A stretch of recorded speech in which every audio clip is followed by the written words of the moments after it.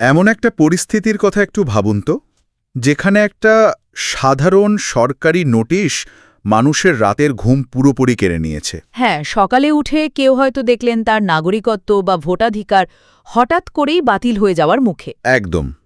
মানে শুনতে মনে হতে পারে এটা কোনো কল্পবিজ্ঞানের ডিস্টোপিয়ান গল্পের প্লট, কিন্তু না, পশ্চিমবঙ্গের লক্ষ লক্ষ মানুষের কাছে এটাই এখন এক ভয়ঙ্কর বাস্তব। আজকের এই গভীর আলোচনায় আমাদের টেবিলে বেশ কিছু অত্যন্ত গুরুত্বপূর্ণ তথ্যের স্তূপ রয়েছে। ঠিক, আমাদের কাছে দ্য রিপোর্টার্স কালেক্টিভের চোখ খুলে দেওয়া অনুসন্ধানী প্রতিবেদন আছে, নিউজ ক্লিপের গ্রাউন্ড রিপোর্ট আছে, আর তার সাথেই আছে সুপ্রিম কোর্টের সাম্প্রতিক কড়া নির্দেশিকা, প্যাট্রাস ল চেম্বারের আইনি বিশ্লেষণ এবং আরটিআই ও পিজিএমএসের মতো সরকারি নির্দেশিকা। আমাদের আজকের মিশন কিন্তু একদম পরিষ্কার। পশ্চিমবঙ্গে চলায় স্পেশাল ইন্টেন্সিভ রিভিশন বা সংক্ষেপে SIR কে কেন্দ্র করে যে চূড়ান্ত আর অভূতপূর্ব বিশৃঙ্খলা তৈরি হয়েছে, আমরা আজ তার একেবারে শেকড় অবধি পৌঁছানোর চেষ্টা করব।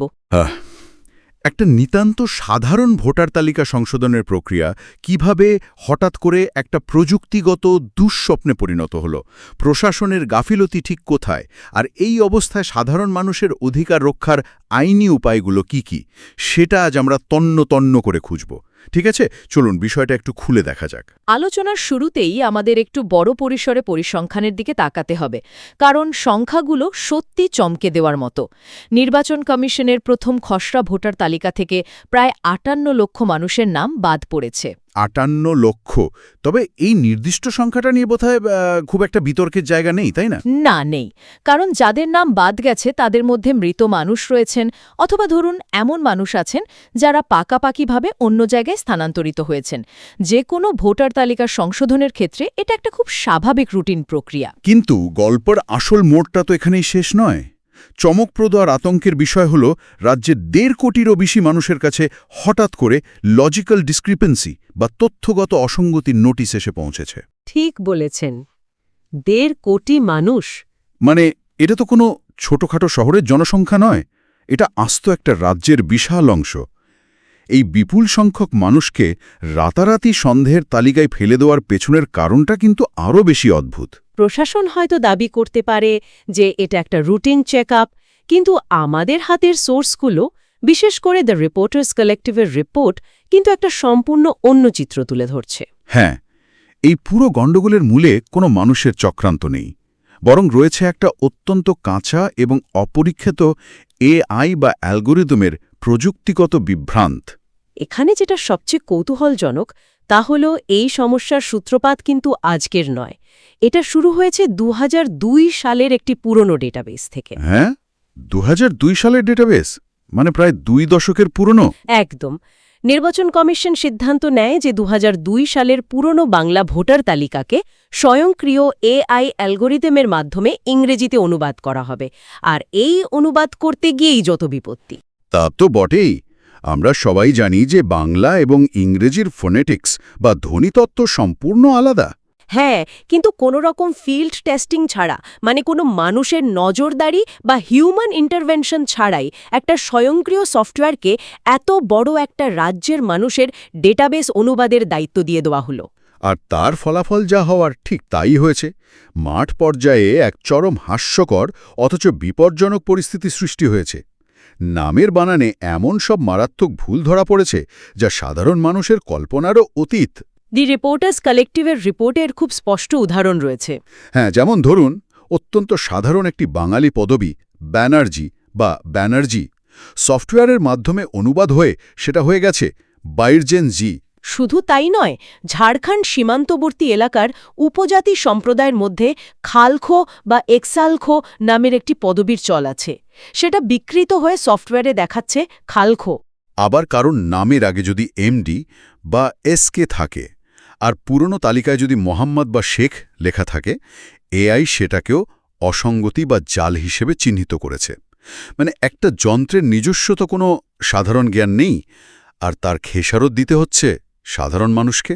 শুধু বানানের এই যান্ত্রিক ভুল নয়, এই লজিক্যাল ডিসক্রিপেন্সির জন্য অ্যালগোরিদম যে নিয়ম বা প্যারামিটারগুলো সেট করেছে, সেগুলো আমাদের দেশের সামাজিক প্রেক্ষাপটের সাথে বিন্দু মাত্র মেলে না। একটু বুঝিয়ে বলবেন বিষয়টা? সফটওয়্যার এমন কিছু বিষয়কে অসঙ্গতি হিসেবে ধরেছে যা রীতিমতো অদ্ভুত। উদাহরণস্বরূপ বাবা ও সন্তানের বয়সের পার্থক্য যদি 15 বছরের কম হয় তাহলেই সরাসরি নোটিশ চলে যাচ্ছে। আচ্ছা, আর দাদু দিদার ক্ষেত্রে? দাদু বা দিদার সাথে নাতির বয়সের পার্থক্য 40 বছরের কম হলেও অ্যালগোরিদম সেটাকে সন্দেহজনক বলছে। আবার কোনো পরিবারে একই বাবার যদি 6 জনের বেশি সন্তান থাকে তাহলেও তাদের ভোটার তালিকা থেকে বাদ পড়ার নোটিশ দেওয়া হয়েছে। কিন্তু ভারতের মতো দেশে, বিশেষ করে কয়েক দশক আগের আর্থসামাজিক বাস্তবতায়, যৌথ পরিবারে এই বিষয়গুলো কিন্তু খুব একটা অস্বাভাবিক ঘটনা নয়। একদমই তাই। অথচ যন্ত্র তো ভারতের এই ইতিহাস বা সামাজিক কাঠামো বোঝে না, সে শুধু কিছু শুষ্ক কোডিং বোঝে। আর ঠিক এখানেই বিষয়টা সবচেয়ে চমকপ্রদ হয়ে ওঠে, কারণ যখন এই প্রযুক্তিগত ভুলের পাহাড় তৈরি হলো, তখন প্রশাসনের তো উচিত ছিল সেটাকে মানুষের নজরদারি দিয়ে শুধরে নেওয়া। নির্বাচন কমিশন খোদ সুপ্রিম কোর্টে দাঁড়িয়ে অত্যন্ত জোরের সাথে দাবি করেছিল যে তাদের অফিসাররা প্রতিটি নোটিশ বা কেস নিজেদের বুদ্ধি বিবেচনা প্রয়োগ করে বা যাকে বলে অ্যাপ্লাইন মাইন্ড করে তবেই ইস্যু করছেন। কিন্তু মাঠ পর্যায়ের চিত্রটা সম্পূর্ণ আলাদা। আমাদের সোর্সগুলো পরিষ্কার দেখাচ্ছে যে একজন ইআরও ইলেকটোরাল রেজিস্ট্রেশন অফিসারকে প্রতিদিন 4000 থেকে 5000 নোটিশে সই করতে হয়েছে। এই সংখ্যাটার পেছনের অঙ্কটা একটু ভেবে দেখার মতো। একজন অফিসার যদি দিনে 8 ঘন্টা কাজ করেন তাহলে 4000 নোটিশ তাকে প্রতি ঘন্টায় 500-র বেশি নোটিশ দেখতে হচ্ছে। পক্ষে প্রতিটি নথির সত্যতা যাচাই করা, বুদ্ধি প্রয়োগ করা আদৌ সম্ভব? একেবারেই নয়। অসম্ভব। ডেডলাইনের চাপে পড়ে প্রশাসনের এই অফিসাররা কোনো কিছু না পড়ে, যাচাই না করেই সফটওয়্যার যা ভুল ধরেছে স্রেফ তার ওপর রবার স্ট্যাম্প বসিয়ে দিয়েছেন। আর এই রবার স্ট্যাম্পিংয়ের চরম মূল্য চোকাচ্ছেন কারা? সেই সাধারণ মানুষ। ঠিক। বাসন্তী এবং সন্দেশখালীর বিডিও অফিসগুলোর চিত্রটা যদি দেখি, সেখানে সাধারণ মানুষের ক্ষোভ ফেটে পড়েছে এবং সেটা খুব স্বাভাবিক। ফ্রি প্রেস জার্নালের রিপোর্ট অনুযায়ী মানুষকে সকাল 9টায় হিয়ারিংয়ের সময় দেওয়া হয়েছিল। বহু মানুষ নিজেদের কাজ ফেলে, রুটিরুজি বন্ধ রেখে সকাল থেকে লাইনে দাঁড়িয়েছিলেন, অথচ অফিসাররা এসেছেন বেলা 11:30টায়। এই গাফিলতি শুধু সময়ের নয়, কাজের মানের ক্ষেত্রেও দেখা গেছে। সাধারণ মানুষ যখন এই হিয়ারিংয়ে গেছেন, তারা এসআইআর হিয়ারিংয়ের ডকুমেন্ট ভেরিফিকেশনের সময় সমস্ত সঠিক নথিপত্র জমা দিয়েছেন। ঠিক। যারা ভেরিফিকেশনের দায়িত্বে ছিলেন তারা যদি একটু সঠিকভাবে, একটু মনোযোগ দিয়ে নথিপত্র যাচাই করতেন, তাহলে আজ এত সাধারণ মানুষকে এভাবে ভোগান্তির মধ্যে পড়তে হতো না। একদম তাই। অনেক প্রার্থীর ক্ষেত্রেই দেখা যাচ্ছে ডকুমেন্টে বাবা ও মায়ের নাম স্পষ্টভাবে আর ঠিকভাবে থাকা সত্ত্বেও অকারণে তাদের স্ট্যাটাস ডিলিটেড বা বাতিল দেখাচ্ছে। এটা তো সাংঘাতিক। একজন সাধারণ নাগরিকের ডকুমেন্টে যখন বাবা ও মায়ের নাম স্পষ্টভাবে রয়েছে, তখন সেটি কিভাবে বাতিল হয়ে যায়? এটা সত্যিই প্রশাসনের কাজের ধরন নিয়ে বড় প্রশ্ন তুলে দেয়। যাদের হিয়ারিংয়ের জন্য নোটিশ দেওয়া হয়েছিল, তাদের সকাল থেকে বিডিও অফিসের সামনে দীর্ঘ লাইনে দাঁড়িয়ে থাকতে হয়েছে।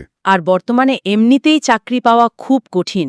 হাজার হাজার মানুষ চাকরির আশায় দিন কাটাচ্ছেন। অনেকেই তো নিজেদের সেই জরুরি কাজকর্ম, হয়তো কোনো ইন্টারভিউ বা রোজগারের উপায় ফেলে এই হিয়ারিংয়ে গিয়েছেন। সারাদিন সময় দিয়ে প্রচুর অরিজিনাল ডকুমেন্টস নিয়ে গিয়ে জেরক্স কপি জমা দেওয়ার পরেও এখন অনলাইনে স্ট্যাটাস চেক করে দেখছেন ডিলিটেড দেখাচ্ছে। তাহলে কি এই মানুষগুলোর সারাদিনের সময় নষ্ট করাই সার হলো? হিয়ারিংয়ে যাওয়াটা কি তাহলে সম্পূর্ণই ব্যর্থ হয়ে গেল? সাধারণ মানুষের এই হতাশা এবং ক্ষোভের জায়গাটা আমাদের বুঝতে হবে। অনেক মানুষ দূর দূরান্ত থেকে শুধু সমস্যার সমাধানের আশায় বিডিও অফিসে ছুটেছিলেন। কিন্তু যদি ঠিকভাবে ভেরিফিকেশনই না করা হয়, তবে তার ভোগান্তি তো শেষ পর্যন্ত এই সাধারণ মানুষকেই সহ্য করতে হচ্ছে। সমস্ত সঠিক ডকুমেন্ট জমা দেওয়ার পরেও অনেককে কোনো অ্যাকনলেজমেন্ট স্লিপ বা রসিদ অবধি দেওয়া হয়নি। এর ফলে দীর্ঘ লাইনে দাঁড়িয়ে থাকা মানুষ ক্ষুব্ধ হয়ে চেয়ার ও কম্পিউটার ভাঙচুর করতে বাধ্য হয়েছেন। এটা সমর্থনযোগ্য না হলেও এর পেছনের পুঞ্জীভূত ক্ষোভটা তো প্রশাসনিক ব্যর্থতারই প্রমাণ। ঠিক বলেছেন। তার মধ্যেও যদি এমন প্রশাসনিক কর্মীদের দায়িত্ব দেওয়া হয় যারা ঠিকভাবে ডকুমেন্ট ভেরিফিকেশন করেন না, তাহলে তার ফল সাধারণ মানুষকেই ভোগ করতে হয়। এটা শুধু একটা ছোটখাটো প্রশাসনিক ভুল নয়, বরং অনেক মানুষের আশা ভরসা এবং নাগরিক অস্তিত্বের সাথে জড়িত একটি অত্যন্ত গুরুত্বপূর্ণ বিষয়। সবচেয়ে বড় প্রশ্ন হল, যাদের এই রাবার স্ট্যাম্পিং ভুল বা গাফিলতির কারণে এত সমস্যা তৈরি হল, তাদের কি কোনো জবাবদিহি নেই? সত্যিই তো, তাদের এই ভুল কি প্রশাসনের উচ্চপদস্থ কারণ নজরে পড়বে না? কেন বারবার সাধারণ মানুষকে এর কষ্ট সহ্য করতে হবে? সাধারণ মানুষের সময় এবং পরিশ্রমের কি কোনো মূল্য নেই? এই প্রশ্নগুলোর পাশাপাশি আমাদের এই হয়রানির একটা মানবিক দৃষ্টিকোণও দেখতে হবে, যা নিউজ ক্লিপের প্রতিবেদনে খুব মর্মান্তিকভাবে ফুটে উঠেছে। কলকাতার সেই ৫৮ বছর বয়সী পরিচারিকার ঘটনাটা? হ্যাঁ, যার বাবা বহু বছর আগে গোরখপুর থেকে এই রাজ্যে এসেছিলেন। বন্যা এবং পরবর্তীকালে ঘূর্ণিঝড় আমফানের তাণ্ডবে এই মহিলার বহু পুরনো নথিপত্র চিরতরে নষ্ট হয়ে গেছে। কিন্তু আজ তার কাছে নিজের বৈধ প্যান কার্ড, আধার কার্ড, রেশন কার্ড সব আছে। তিনি নিয়মিত ভোটও দেন। ঠিক, কিন্তু অ্যালগোরিদম যখন হঠাৎ করে বাবার সাথে লিঙ্কেজ প্রমাণ করার মতো পুরনো নথি চাইছে, তখন তিনি আতঙ্কে দিন কাটাচ্ছেন। এই যান্ত্রিক এবং প্রশাসনিক ভুলের কারণে সমাজের সবচেয়ে দরিদ্র, বয়স্ক এবং পরিযায়ী মানুষরাই সবথেকে বেশি বিপন্ন বোধ করছেন। এই অমানবিক পরিস্থিতি যখন নিয়ন্ত্রণের বাইরে চলে যাচ্ছিল, যখন বিডিও অফিসগুলোতে ভাঙচুর চলছে এবং লক্ষ লক্ষ মানুষ আতঙ্কে দিন কাটাচ্ছেন, তখন কোথাও একটা তো রাশ টানার দরকার ছিল। আর ঠিক সেই কাজটাই করেছে দেশের সর্বোচ্চ আদালত। এই চূড়ান্ত অরাজকতার মধ্যে সুপ্রিম কোর্ট হস্তক্ষেপ করে। 19শে জানুয়ারি ২৬ সালে সুপ্রিম কোর্ট এই গোটা প্রক্রিয়ার উপর কিছু অত্যন্ত গুরুত্বপূর্ণ এবং কড়া নির্দেশিকা জারি করেছে। এটি একটি অত্যন্ত গুরুত্বপূর্ণ প্রশ্ন তুলে ধরছে যে এতদিন ধরে প্রশাসন ঠিক কিভাবে চলছিল।